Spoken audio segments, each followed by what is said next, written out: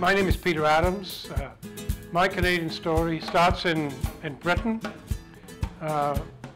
more than 50 years ago when I received a scholarship to McGill University in Montreal to work in the Arctic, to work on glaciers in the Arctic. This was the highlight of my life up until that point. I came over to Montreal and McGill in the summer of 1959, and 2 days later I was in the high Arctic and working on the glacier. I didn't see summer in southern Canada for 3 years. I came back in the fall, did my work at McGill, following year went north, came back, following year went north again and worked in the high Arctic. And then my first job was in the faculty at McGill, and for that we lived in Labrador. So that McGill at that time had a subarctic research laboratory in Labrador, and I was the director of it, and there were family quarters there, and Jill and I moved there with 2 children who had been born in Montreal, and another child was born there in Labrador.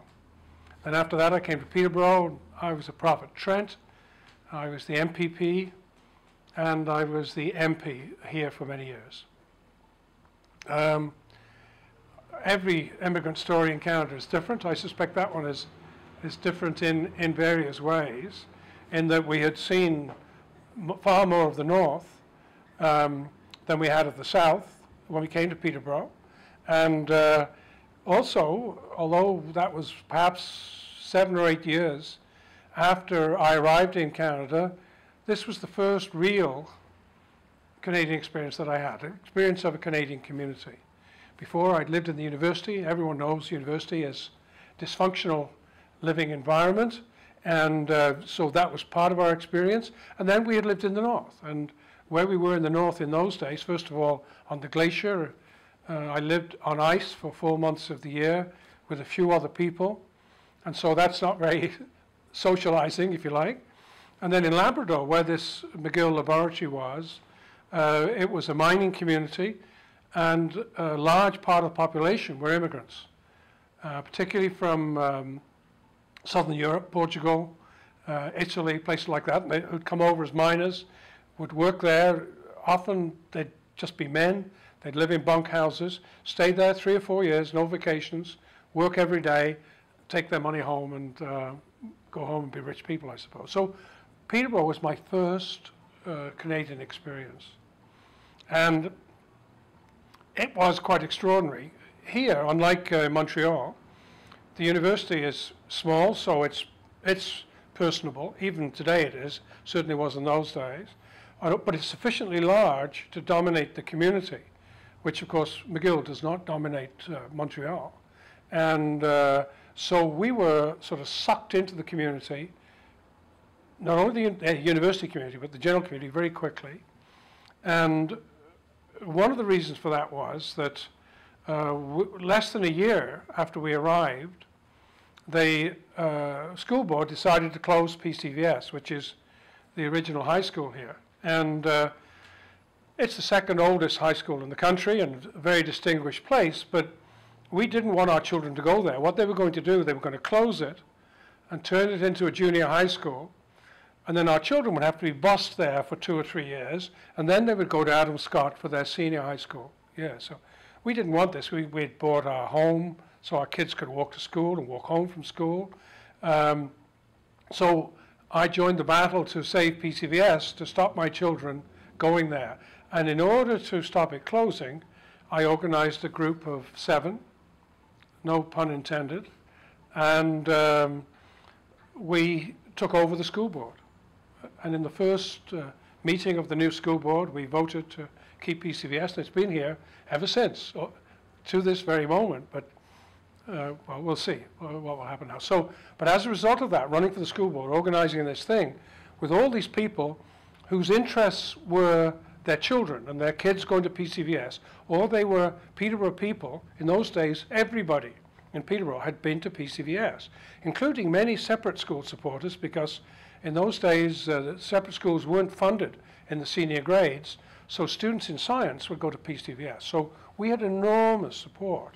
And Jill and I got to know, we had meetings at our home and so on. And as a result of that, we were drawn into the community faster than I ever could have imagined.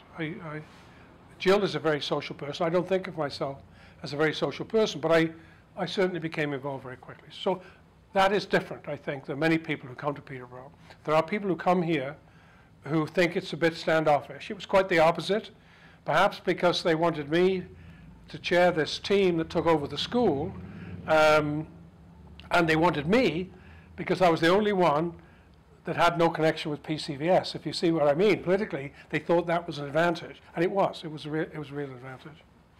And it was because of that that many years later, well, once I had been involved with this, and I served my time on the school board, and then I came off. I went back, did my academic work, worked in the north, taking Trent students to the subarctic and the Arctic, and really enjoying it. But perhaps I'd already caught the bug of politics, but certainly the people who I had worked with saw me as a prospect in politics. And so all three mainline political parties asked me to run for them at one time or another, and eventually I ran for the Liberals provincially.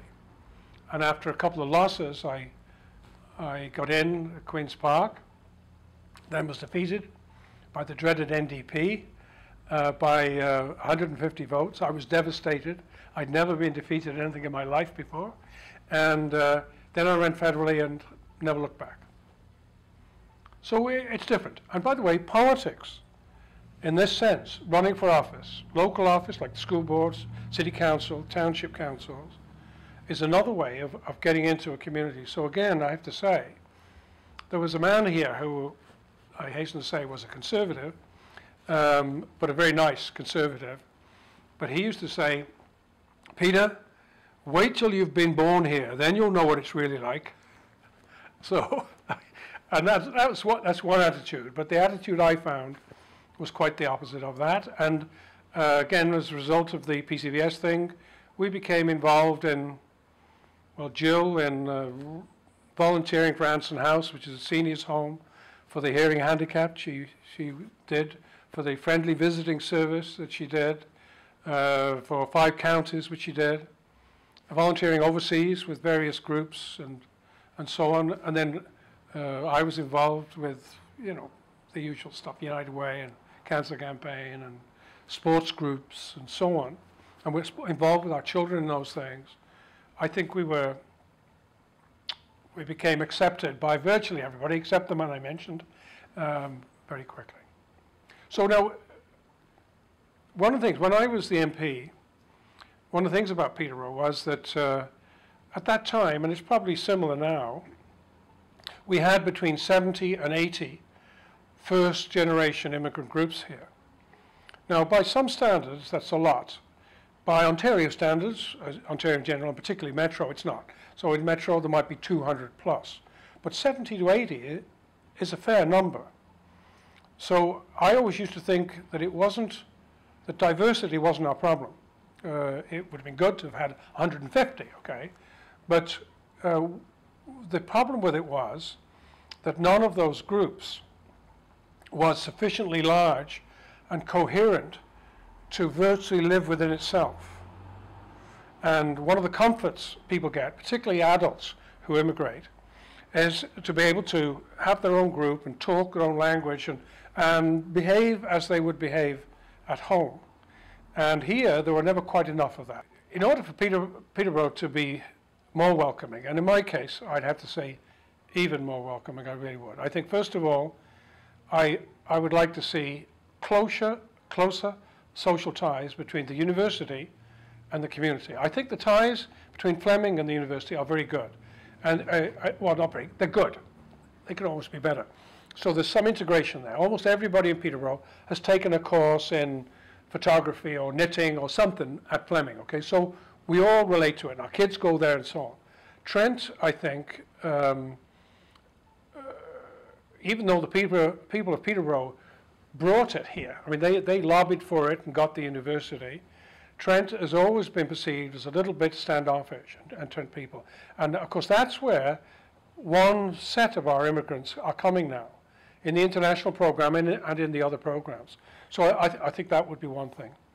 The other one is somehow greater awareness of what I was just talking about, the true ethnic nature of Peterborough. 70 to 80 first-generation nationalities, 2 First Nations, 60% urban, given that Peterborough is an urban area, 40% rural. And I think that would help. What I've just said, too, about making it more welcoming has to do with the rural. I remember talking to 2 busloads of Sikh Canadians, senior citizens, who'd been brought up from Mississauga, I think it was, on a day out or a weekend out or something. And they were eating lunch at the zoo, which is a fantastic location. They asked me about the farms. Their buses had not come to 401 because they were on a trip. And they brought them through the fields and the farms, particularly the horse farms, north of Toronto. And they were asking me about those farms and what they grew there. And they asked me where the people were who worked on the farms. And it struck me, well, by the way, you know, we don't have, you know, a few people can manage a great big farm here. They just do. And also our farms are specialized, so, you know, you're growing horses or you're growing chickens or something or whatever, you know.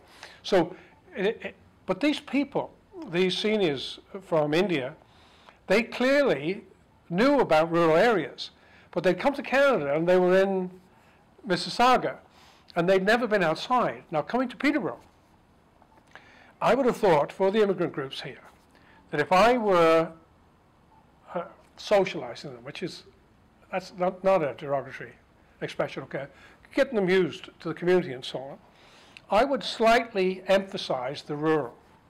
Because you can do that from here. You can live in the city, have the amenities of the city, and you can go out and over this way to the south of us, you've got some of the best mixed farming